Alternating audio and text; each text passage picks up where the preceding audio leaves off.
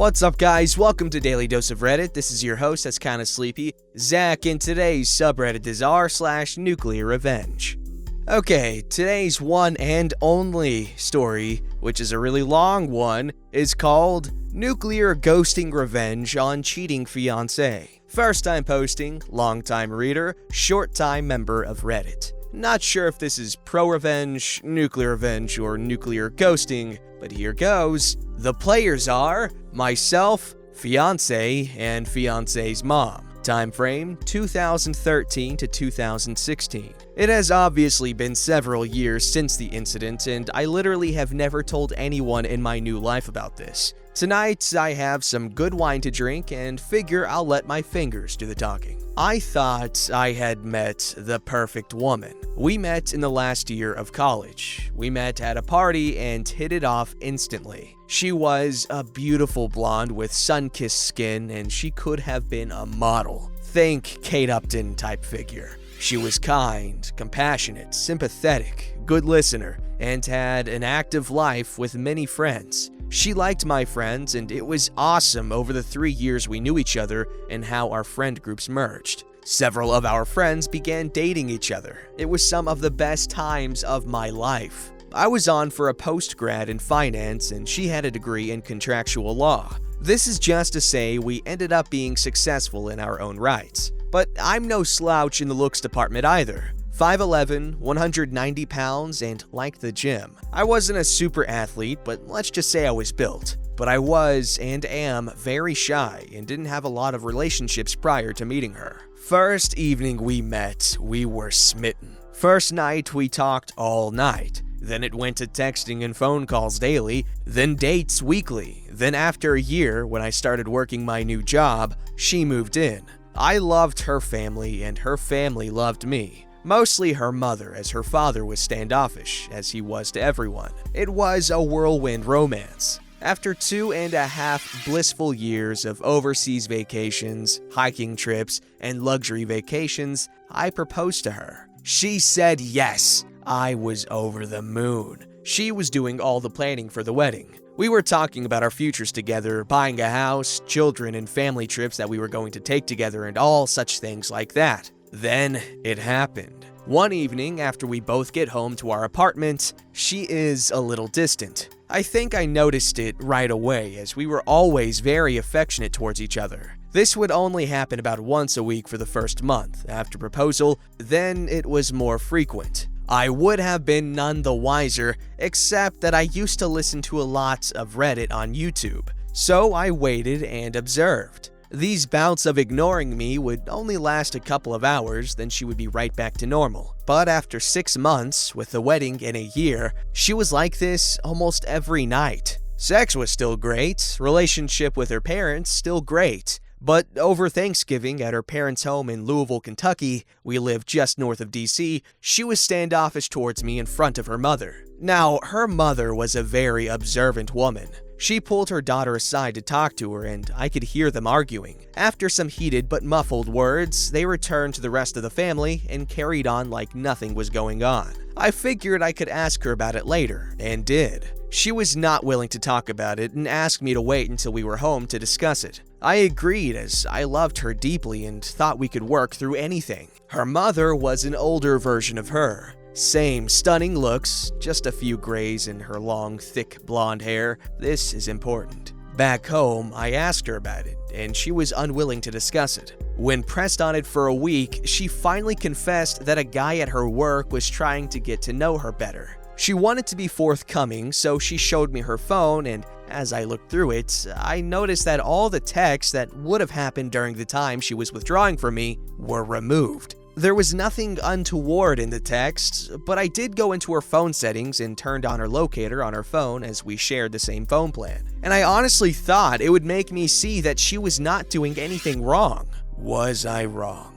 That second weekend after Thanksgiving, she had a company Christmas party. I had planned on going, but came down with food poisoning and had to back out. She had a girlfriend pick her up from our apartment, as they planned on drinking a lot and had a designated driver for the evening. We had planned on going out all night, so I told her to have a blast and I would see her in the morning. So as I'm puking my guts out and barely able to get off the toilet for more than 30 minutes, I grabbed my phone and watched her location. First, it was a restaurant, then the venue of the company party, then a bar. None of this alarmed me until I saw her phone stop in a downtown hotel. At this point, I was miserable in more ways than three. Projectile vomiting out of my butt, mouth, and now soul. I finally fell asleep due to sheer exhaustion at 2 a.m. At 7 a.m., I awoke and saw she was still at the hotel. At noon, she finally comes home and I am on the mend. She loves me up and I asked her about her previous night without mentioning anything about knowing her locations.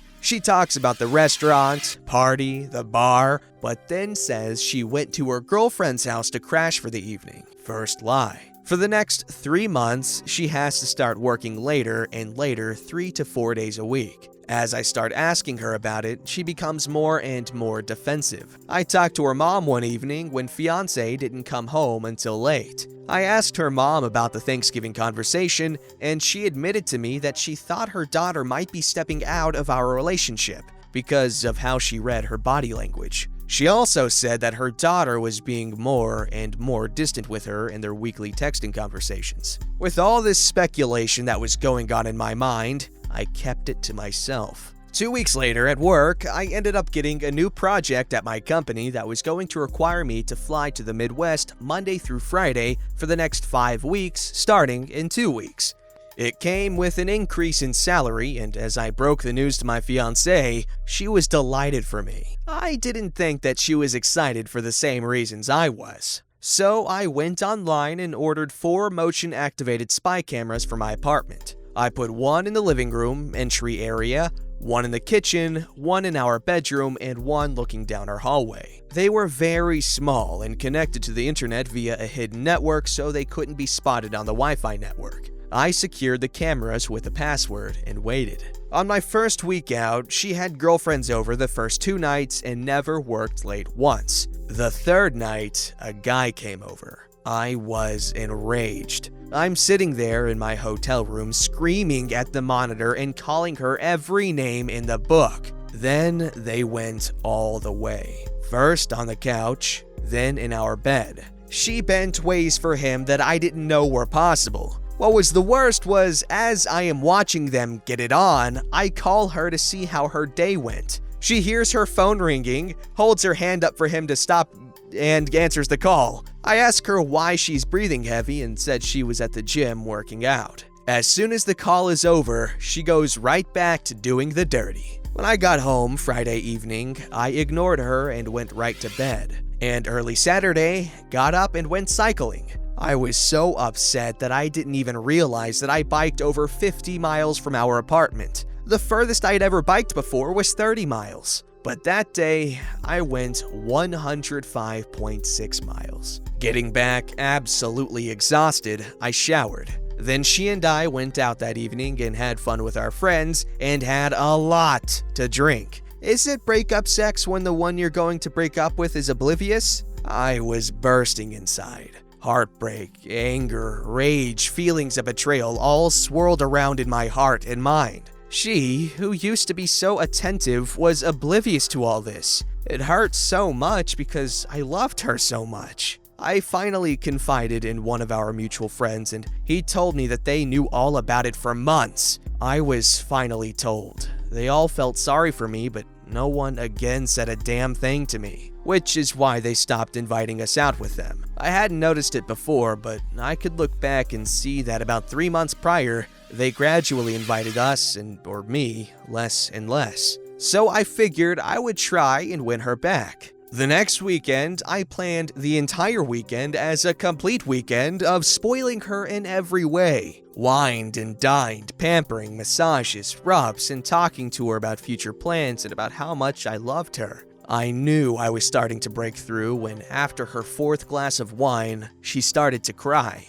and I could tell the guilt was coming up to the surface. I asked her what was wrong, but she would choke up every time she tried to speak. I then told her that if she did something in her past or was having some kind of conflict in her mind that she needed to speak to me about, that I was more than willing to talk with her about it. And if forgiveness was needed, then I was more than willing to forgive and move on.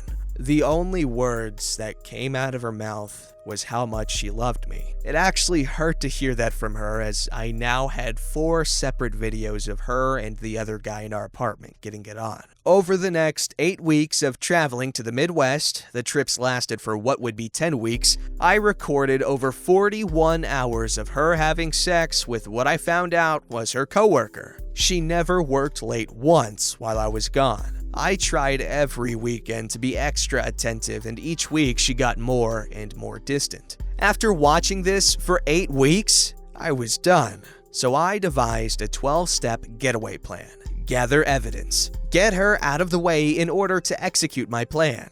I scheduled a 2-week exclusive getaway trip for us at an all-inclusive resort in Barbados. She was ecstatic. Then, a week before the trip, I claimed I had to back out and told her to take a friend. I knew it was over when she showed no disappointment that I couldn't go. She scheduled coworker to go with her. Terminate our apartment lease. It would expire 3 days into her trip, and I was the sole signature on the lease. Find a job in another town. The company I had been assisting in the Midwest had offered me a job with a slight increase in salary. Find a new place to live. I got an apartment in the above said location. When she is gone, perform the following. 6. Take her to the airport, go back home and pack all her things, same day. Saturday. 7. Get a new phone number, phone, and email. Cancel all social media. Monday. 8. Separate us completely in regard to finances. Withdrew all monies from our joint accounts and then closed them. I put all her money in an envelope and packed it in her things. Monday. 9. Have the movers pack all my things up and ship it west. Monday. 10. Take all her things to her mother's house 600 miles away. All my fiance's belongings fit into the back end bed of my F-250 crew cab. Tuesday through Saturday. Give her mother the evidence. 12. Start my new life. I didn't want to do anything that was illegal, so I made sure that nothing of hers was missing. It was so hard to pack all her stuff nice and neatly away. I never cried so hard in my life. I have read so many times on Reddit about significant others saying they will never do it again when caught, but they don't stop. My hope was that she would genuinely confess so we could forgive and move on. She never did. Twice, she came really close, but her secret was too hard for her to reveal. Tuesday morning, I left our apartment north of DC for the last time. It took 10 hours to get to her mom's house. What happened when I got there, I was not prepared for. I arrived at her mom's house around 8 in the evening. I figured she would be surprised to see me since I was coming down unannounced. Since they lived in a gated community, I had to buzz her house from the front gate. So she was waiting for me outside when I drove up. I could tell that she had been crying when I walked up to see her. I asked her what was wrong, and she hugged me, bawling that she thought her husband was cheating on her with a much younger, skinnier, and prettier woman. Dumbfounded, I just held her for what was probably 10 minutes. She soaked my right shoulder with her tears and snot. When she finally composed herself, I asked her if we could go in and talk. We went in and I asked where her husband was, and she indicated that he said he was going fishing with his buddies at a remote cabin an hour away. Then she said, "He hates fishing." She gave me all the indications that she had picked up on, and apparently it had been going on for about a year. So doing a little bit of research, we found a credit card hold charge for a 5-star hotel that was only 20 minutes away. One call later confirmed her husband was in fact there for a 4-night stay cheating with his mistress. 2 peas in a pod, I said. What? She responded. 2 peas in a pod, I said again. Your husband is cheating on you and your daughter is cheating on me. That's why I came here to drop her stuff off and move to redacted. I showed her the evidence in a binder on screen captures I had made. After looking at the first 3 or 4 pages, she looked at me dumbfounded. We both hugged and cried for a good 30 minutes. At that point, she said, "Stop crying," and looked at me and said, "Well, tonight there's nothing we can do about it except for you and I to knock out these 3 bottles of Moscato and screw in every room of the house." She grabbed 2 wine glasses and a bottle of Moscato wine and walked out to their private pool deck saying, "Are you coming out here or are you going to get freaking revenge?" Now, I won't go into much detail because I don't want to get blue balls, but that night and for the next 3 days, we, loved nonstop. Lots of love, apparently. After those days were over, we passionately said goodbye and I drove to my new destination. She kept me informed as to everything that happened when now ex-fiancé got back. The day fiancé got back was epic. I canceled my phone the morning of the day she got back. So when the plane landed and she had called for a ride, it indicated the phone was disconnected. She apparently had her lover take her home. He dropped her off and left. When she came to the door, a strange couple, new tenants, opened the door and she freaked out. I can't tell you how many times she tried to call me because again, the number was no longer valid. She went to her girlfriend's to stay for a time as coworker was already married. When she called her mom in a panic, her mom told her that I had come down and dropped off all her things and mentioned that all her monies were down here as well. 600 miles. Her mom didn't tell her that she had screwed me more in 3 days than fiancé and I had in the last 6 months. But she did tell her that she knew that she was cheating on me and I had found a new job, place to stay, and a new career far away from her and all the friends we had, and that her mother was separating from her father due to infidelity. Apparently, she cried for days and took a week off of work. But alas, she found comfort in the arms of her married lover. Her mom never let her know where I was at. I had completely cut off that part of my life. The only link I had to that old life was fiancé's mom, and she has kept our secret to this day. Fiancé was ghosted the mosted. Oh my goodness, that was good! It wasn't quite nuclear revenge, but it was pro-revenge. He didn't really do anything unethical, maybe apart from the hidden cameras, but I wouldn't say that was too far. And no, I'm not knocking this story for that. No, I think it's better as a pro-revenge and not a nuclear revenge because this guy, he's keeping his dignity and he looks like such a badass now. And boy, was she dumb, not only for cheating with a married person, but also, because she had some outs. He would have forgiven her, and I don't know how she didn't suspect that he knew. Holy crap, the stupidity here. Yes, there was a lot of heartbreak, but hey, he got a MILF out of it, so what's the big whoop? I'm kidding, obviously. I'm sure he would have preferred to have both of their relationships intact and nobody cheating on anybody, but obviously father and daughter made sure that did not happen. Wait, that sounded kind of bad. Don't forget to like, subscribe, and hit that bell to never miss an episode.